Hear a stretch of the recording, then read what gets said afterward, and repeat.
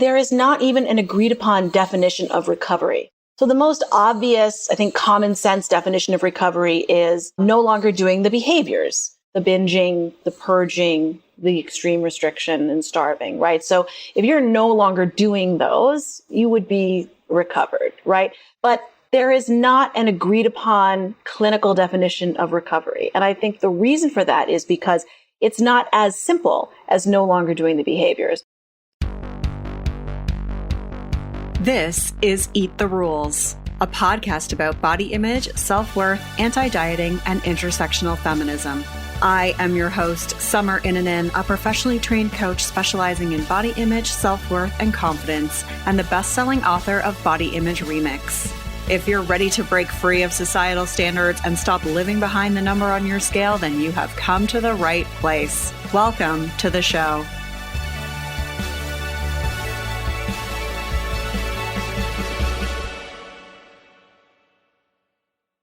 This episode of Eat the Rules is brought to you by You on Fire. You on Fire is the online group coaching program that I run that gives you a step-by-step way of building up your self-worth beyond your appearance. With personalized coaching from me, incredible community support, and lifetime access to the program so that you can get free from body shame and live life on your own terms. Get details on what's included and sign up for the next cycle at summerinanen.com/you on fire. I'd love to have you in that group. This is episode 284, and I'm with Cole Kazdin, author of the book, What's Eating Us? Women, Food, and the Epidemic of Body Anxiety. We're talking about what recovery actually looks like and whether being fully recovered from an eating disorder even exists. We also talk about the problems with the eating disorder treatment industry and what's helped her maintain recovery from a decades-long eating disorder. You can find the links and resources mentioned at summerinanen.com/284. Let me give a shout out to Renata Panseri, who left this review, best podcast ever. Summer really helped me improve the way I look at food and overall health. I'm far away from being an intuitive eater, but I always run to this podcast every time I feel my eating disorder talking to me, and it always helps me. Thank you. Thank you so much, all the way from Brazil. I love it. And hopefully this episode helps you a little bit more, because I think it is a great one if you are still struggling with some eating disorder behaviors or thoughts. You can leave a review for the show. That helps others find the information that you're learning here. You can do that by going to Apple Podcasts, search for Eat the Rules, then click ratings and reviews, and click to leave a review or give it a rating. Don't forget to grab the free 10-day Body Confidence Makeover at summerinanen.com/freebies with 10 steps to take right now to feel better in your body. And if you are a provider who works with people who may also have body image struggles, grab the free body image coaching roadmap at summerinanen.com/roadmap. I'm really excited about this episode. I loved the book that Cole wrote called What's Eating Us? Women, Food, and the Epidemic of Body Anxiety. I will say, I will put a content warning, not so much on this episode. I don't think she gets into the behaviors, but definitely on the book. She goes into detail some of the behaviors of her eating disorder. And so I will say that do whatever you need to do to take care of you. If you feel like that book might not be helpful for you at this point in time, then skip it. Otherwise, I think it's a really great look at the field of eating disorder recovery and what the research says, as well as a really raw story of Cole's personal recovery from an eating disorder. Cole Kazdin is a writer, performer, and 4-time Emmy award-winning television journalist. Her work has been featured in the New York Times, Los Angeles Times, Los Angeles Magazine, The Daily Beast, Cosmopolitan, NPR, and more. Cole is a graduate of Northwestern University and Columbia University Graduate School of Journalism. She is the author of What's Eating Us? Women, Food, and the Epidemic of Body Anxiety. Let's get started with the show. Hello, Cole. Welcome to the show. I'm so happy to be here, Summer. Thank you so much for having me. Yeah, I'm super excited to have you here. I really enjoyed reading your book, What's Eating Us? Women, Food, and the Epidemic of Body Anxiety. I just thought it was such a good blend of research as well as sharing your own story, which was really, really raw and vulnerable. And I think really speaks to how difficult recovery is from an eating disorder. I would love for you to start by just telling everyone what inspired you to write the book. Well, I was several years out of my eating disorder recovery, and I was doing okay, like 70% better. And I thought that might be the best I could do. And I wondered if there was something maybe wrong with me or something where the treatment didn't stick. And so instead of approaching it as a patient, I just started doing some research as a journalist. And I started discovering that not only was my experience of going through treatment and not feeling totally better not unique, it was the norm. And to go further, that I was one of the lucky ones that I had even gotten treatment or even diagnosed in the first place. I started talking to other women. I started hearing their stories. And I decided that I wanted to go deeper, not only for my own recovery to see if I could do any better and get those thoughts that were always in my head constantly out, but could I learn something as a journalist that other people could access so that maybe they could start a few steps ahead of where I was, that they could have information, that I could do the vetting. And I think it's so important to share a personal story when we talk about this and not have it just be journalism, because I felt very alone when I had an eating disorder, even though there are so many of us, like so many of us. And if someone could feel like, oh, I felt the way she felt, or my experience is different, but I can relate to this part of it, that would just be the greatest thing I could do. So that's what I was setting out to do, to just get a roadmap to recovery and maybe make someone else feel less alone. Yeah. And so you mentioned there, like being like 70% recovered and that being sort of like one of the lucky ones. Like, were you surprised by that's sort of considered good? Like, what was your reaction when you started to learn more about that? I mean, I remember when I first got out of treatment and I was so optimistic. I was like, I did this. I paid so much money that wasn't covered by insurance to get better. I did all the stuff. I did everything I was told to do to recover. And I got a lot better. And then when you dig into the numbers that relapse rates are 40 to 70%, that a lot of treatment just doesn't work at all for people, I thought, what the fuck did I pay all that money for? Like, I'm glad I didn't know those things ahead of time. And I don't want anyone to not have hope, because there is a lot of hope. There's a lot of hope. I promise. And no one was more cynical and disbelieving about that than I was. But it's shocking to me that for an epidemic that kills so many people, every 52 minutes, someone dies as a direct result of their eating disorder, that there's no standard of care, there's no cure, there's no guarantee. They're still catching up. The research is still catching up. And I found that shocking and appalling.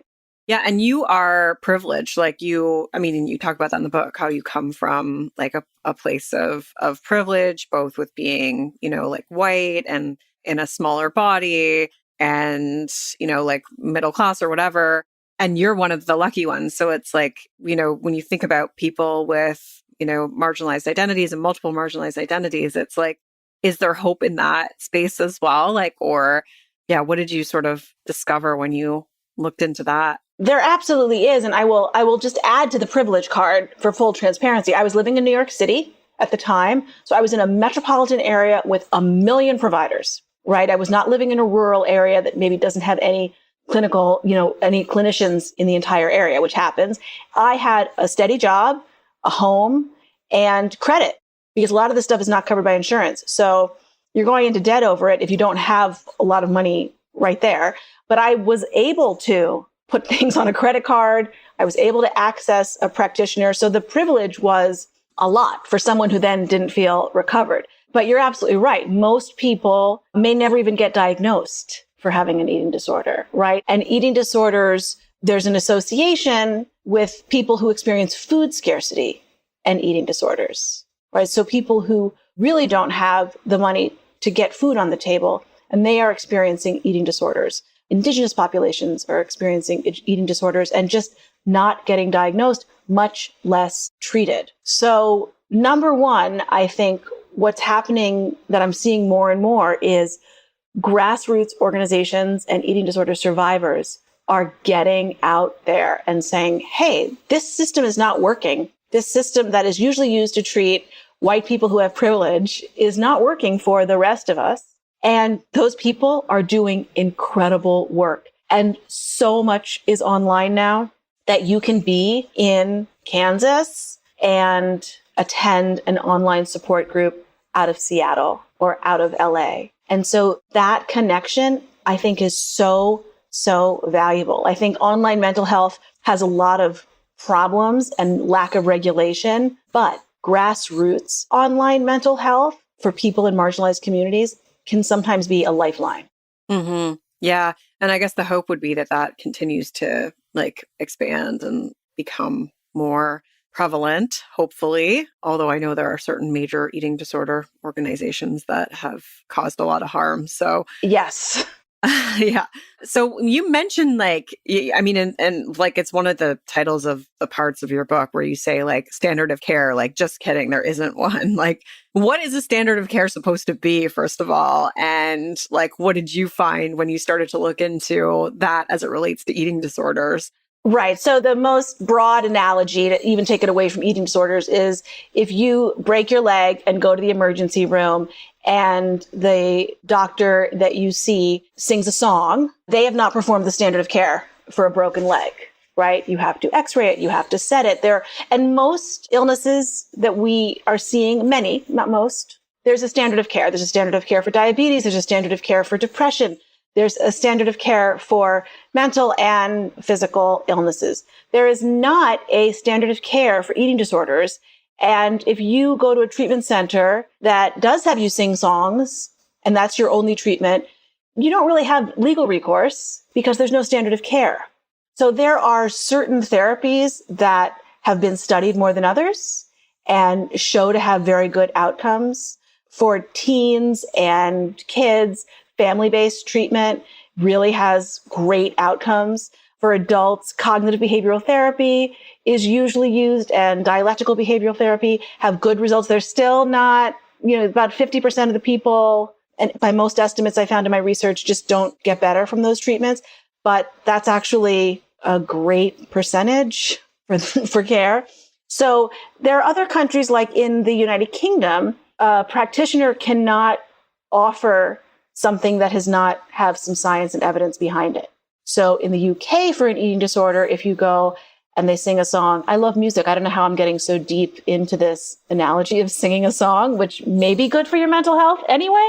But if you go to the UK, that provider is not permitted to offer treatment that does not have some evidence base around it. But in the US, it's kind of do whatever you want. Mm-hmm. Wow. Yeah. It was interesting to hear how different countries approach it and some of the different treatment options. And 50% just seems so low. So is there sort of a myth around recovery? Cause you see sort of, in online spaces or people talking about it and they're like, I'm recovered. I recovered from my eating disorder.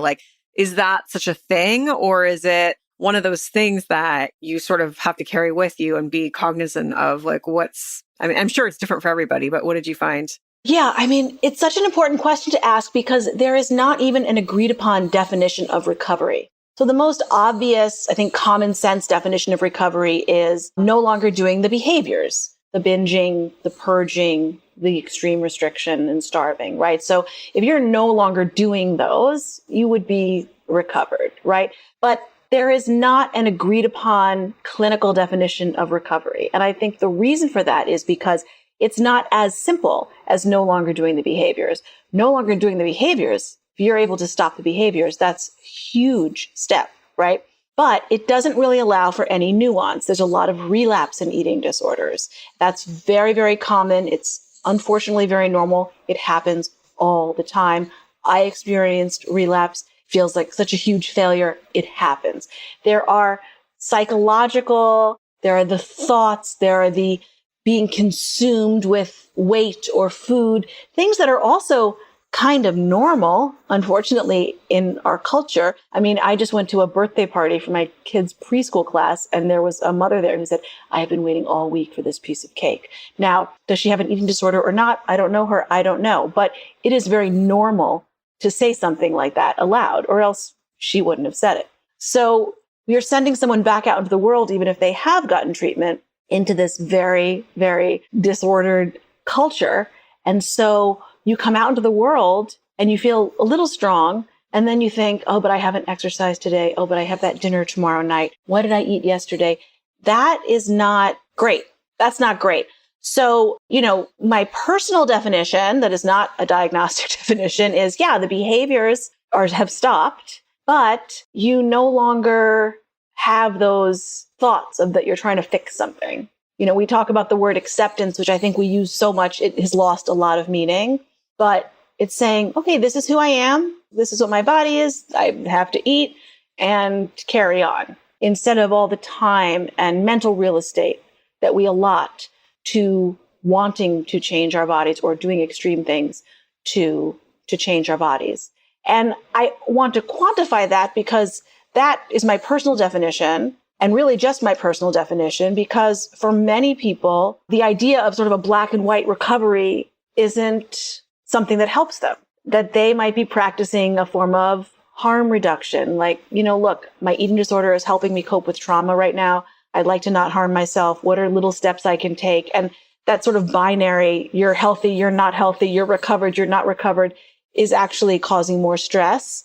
And so you have to sort of slow down the healing and approach them as an individual.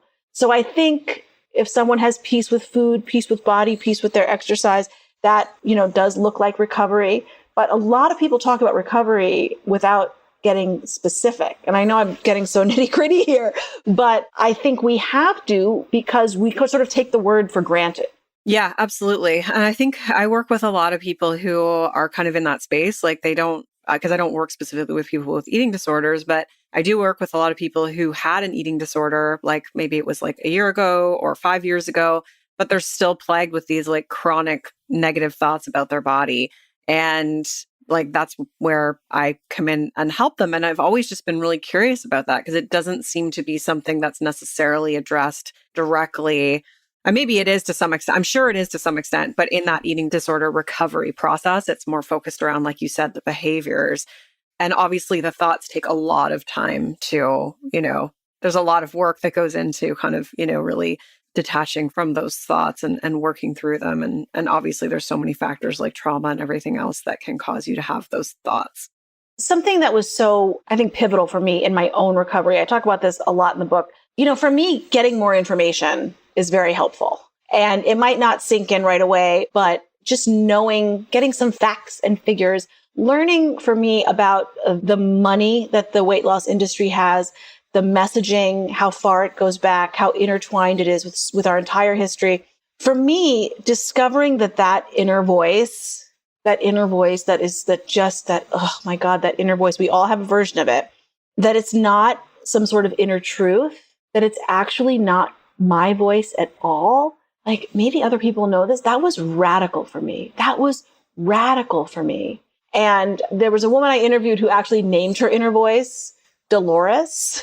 And when she would hear that voice, like, oh, you look terrible, whatever that mean voice, she would say, shut the fuck up, Dolores. And she would have these conversations with Dolores. If we take it even a step further, that voice has been, we were born into it. It might be a family member's voice. It might be something we have, we've heard regularly. It's also this nefarious weight loss industry voice that wants our money. And reminding myself of that has saved me so many times. It has saved me so many times because I can cut it off at the pass, and I have to, it takes practice, but I'm fast at it now. I didn't used to be, but like a year ago, 2 years ago, when I was researching the book and writing the book and investigating weight loss companies, now that voice just doesn't even get a second. It doesn't even get a second because it's not mine. It's like, get out of here. I need my money. Yeah, totally. I think it's super helpful to see it as like, the voice that echoes the systems of oppression, like whether it's like, anti-fat bias, which is obviously the weight loss industry, which is tied up in anti-Blackness and like all of those things. and ageism and everything else. Like, it's so helpful to see like where these, like where those voices were formed. And obviously they're formed through your own experiences with people too, but they're coming from these systems that are doing harm to us as well as others. And yeah, I think like seeing it that way is always extremely helpful because it makes it so much easier to reject that direction that they're giving you. Like, it's like if that voice is saying like, oh, you have to, exercise for an hour, it's like, where's that coming from? Who profits off of that? Like, who's benefiting from that? Like, for me, I've always been a rebel. So it was super helpful for me to be like, well, like, fuck you. I'm not going to listen to that voice. Right. And they're so ingrained. It takes so much time. I mean, there was a therapist I spent a lot of time talking to for the book, and we talked a lot about exercise compulsion. And I was like, can we just like agree that I'm just going to be a little crazy about exercise and that's just the way I am. And I will accept that. And let's talk about something else. And of course, I know that that is not the end of that conversation. And she knows that that is not the end of that conversation. So where does that idea come from? Like a watch, telling me how many calories you should burn. I mean, it's like, it's all so made up. Yeah, 100%. Totally. Well, one of the things that I wanted to talk about with you is that you mention one of the things that you say in your book. You say, the more I learn about the for-profit eating disorder treatment landscape, the more it seems to have in common with the diet industry. Selling a product that doesn't work, keep people coming back for more. I would love to hear you talk about that. Well, I think with the eating disorder industry, it's so tricky because there are so many really well-meaning, I want to start with that. Not only well-meaning, but clinicians, they really want to help people. They really, really, really want to help people. And if you are an eating disorder clinician or researcher, you are someone who knows how bleak it can be, how so many people don't get better. I want to say that first, because to be an eating disorder clinician is a rare breed of person because these disorders are so difficult to heal. So I will lead with that. That said, so many residential treatment centers are for profit and there is so much money to be made. I did not study, so I can't speak on whether they set out to get repeat customers. I mean, that would be horrific. We know that the diet industry, so much research on the diet industry shows us that most customers are repeat customers. So if the product worked, they would have to go a different way, right? So people tend to blame themselves when they gain weight and they credit a diet when they lose weight. So what a brilliant business plan that is. So for eating disorder treatment, I hope they're not setting out to do that. But you know how desperate people are, and you know how desperate parents are if they have a child, or people are who want to get help themselves, adults. So you see a lot of treatment centers that promise results, just like weight loss companies promise results that aren't true. Promise results like you'll get better. One of the top eating disorder researchers in the country at the University of California in San Diego said that's the biggest red flag for an eating disorder treatment center. And I think that is such a great piece of information to give people who are seeking treatment. It's so, if they promise that you'll get better, if they overpromise success, if they have their own research as opposed to actual research, like if on their website they say 87% of people who come through our doors are fully recovered, that is a red flag because being fully recovered isn't defined. And I'm believing you, 87%. So they are, I want to believe that they're well-meaning because I don't have evidence to the contrary, but they are making a lot of money off of their treatment. It's for profit and it's not regulated. Wow, that's so interesting. Is it like that around the world too, or did you find it was different in other countries? Just out of curiosity. Well, capitalism changes the way we do healthcare. Yeah. So if you have healthcare that's provided by the state, you're in a different situation. So one example I give in the book is in Sweden, which is a country that takes eating disorders more seriously than we do. I think about this all the time. There's a researcher in the United States who splits her time. She's in Sweden and here. And in Sweden, there's an inpatient unit that keeps 2 beds free, empty at all times for someone who might be on the verge of a relapse or is having a rough time. And you can call and say, most of the patients are known to the people on the unit because they might have gone through their doors at some time. And we know that relapse is very common with eating disorders.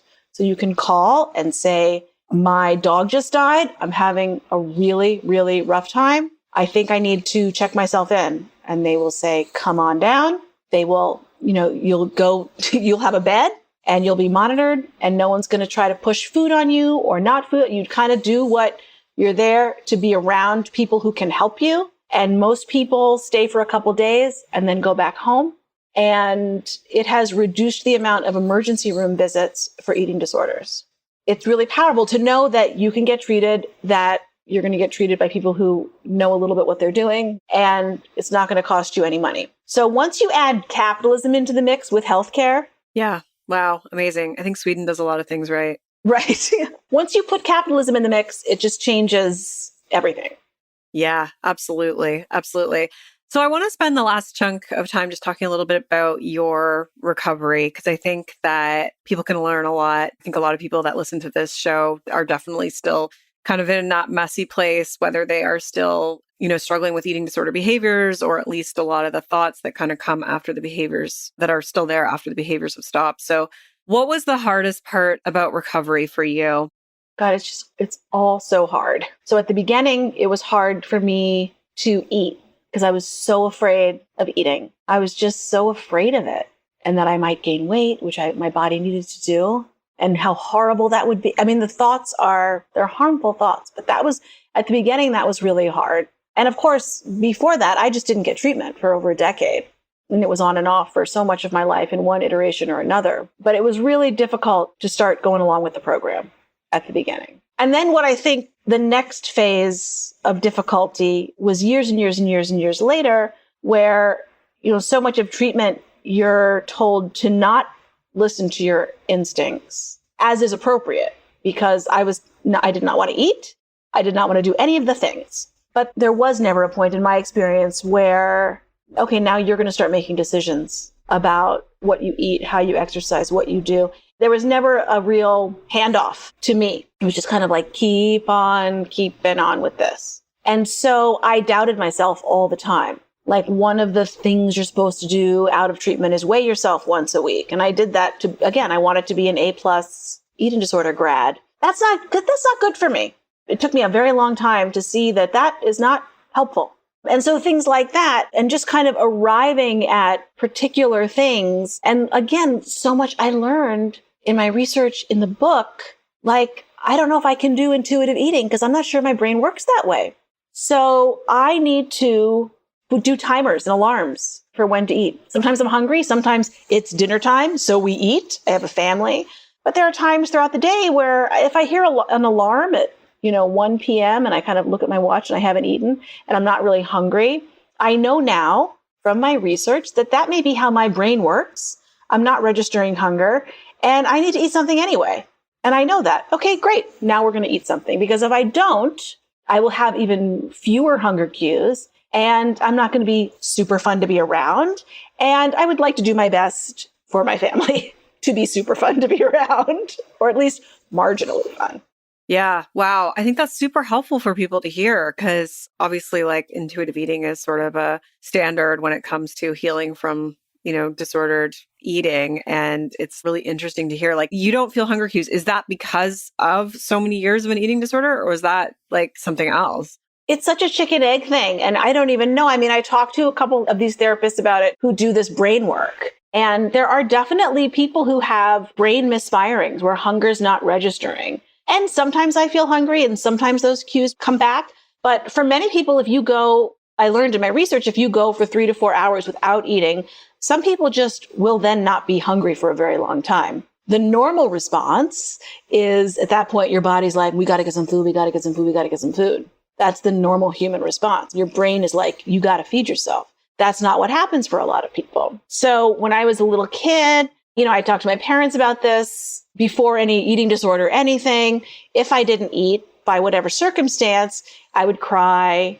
I would be more anxious. I would be upset. That's a pretty normal response, but it wasn't hunger. Yeah. Interesting. So part of it was there, but it also predisposed you probably to being like having an eating disorder. Totally. Yeah. I think so. Yeah. So what are some of the things that really help you stay, I don't want to say recovered, but, like in a place where you are, I guess, navigating the thoughts or not engaging in those behaviors anymore? Like, what's helped you maintain recovery?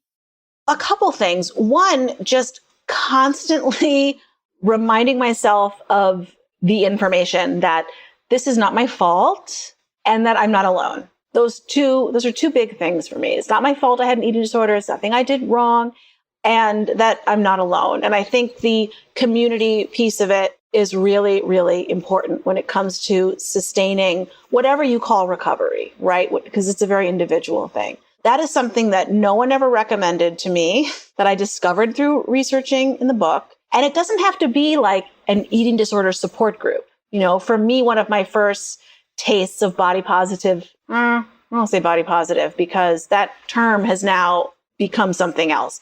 So my first taste of a supportive community that had anti-diet values was doing roller derby for a little while. Yeah, I've heard that can be super feminist oriented.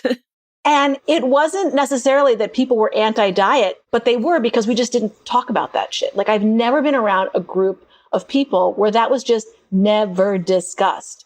And we talked about other things. And there's so much else to talk about, right? So community can be one person. It can be a partner, a best friend, clergy, family member. It can be 3 friends you go to lunch with once a month.